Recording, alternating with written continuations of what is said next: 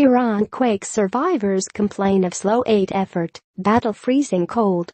Ankara, Reuters, exhausted and exposed to freezing cold, survivors of a weekend earthquake in western Iran begged authorities for food and shelter on Tuesday, saying aid was slow to reach them.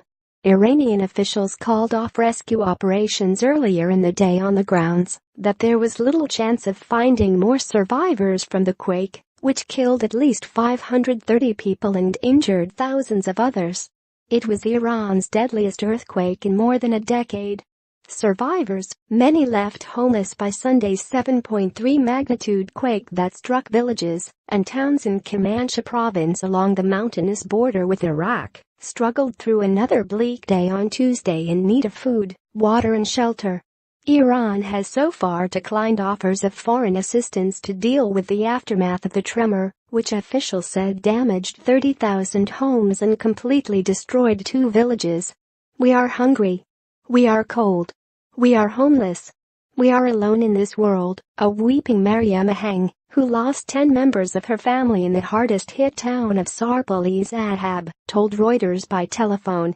"My home is now a pile of mud and broken tiles. I slept in the park last night. It is cold, and I am scared."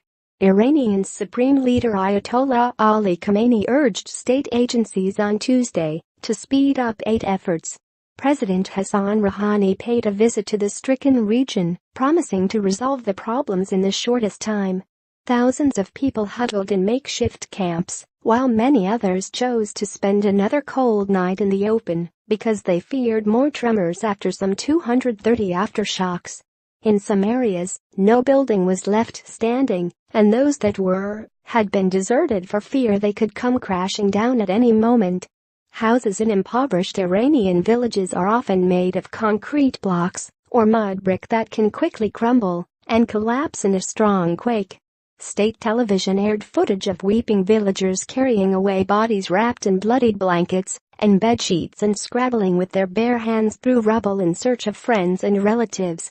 "It was my cousin's birthday. All the relatives were there, like 50 people. But now almost all are dead," Reza, who refused to give his full name, told Reuters from Sarp-el-Zahab town. He lost 34 members of his family on Sunday.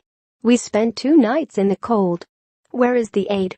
On the Iraq side of the frontier, 9 people were killed and over 550 injured, all in the northern Kurdish provinces. Television showed rescue workers combing through the rubble of dozens of villages immediately after the quake. But by Tuesday morning, Iranian officials said there was no longer any likelihood of finding survivors and called off the search. Hospitals in nearby provinces took in many of the injured, state television said, airing footage of survivors waiting to be treated. Hundreds of critically injured were dispatched to hospitals in Tehran. Iran's Red Crescent said an emergency shelter had been provided for thousands of homeless people, but a lack of electricity and water, as well as blocked roads, hindered aid supply efforts. People in some villages are still in dire need of food, water and shelter, said Faram Rizikbari, governor of Kasri Shirin County in Kermansheh province.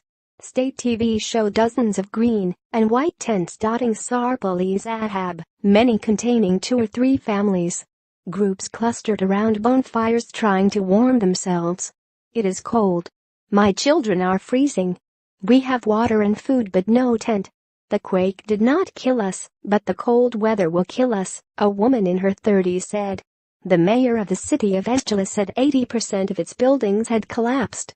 Survivors desperately needed tents with elderly people and babies as young as a 1-year-old sleeping in the cold for 2 straight nights. "People are hungry and thirsty," a local man told ISNA news agency. "There is no electricity. Last night I cried when I saw children with no food or shelter." Some people were angry that among the collapsed buildings were homes built under an affordable housing scheme initiated in 2011 by then-President Mohammad Ahmadinejad.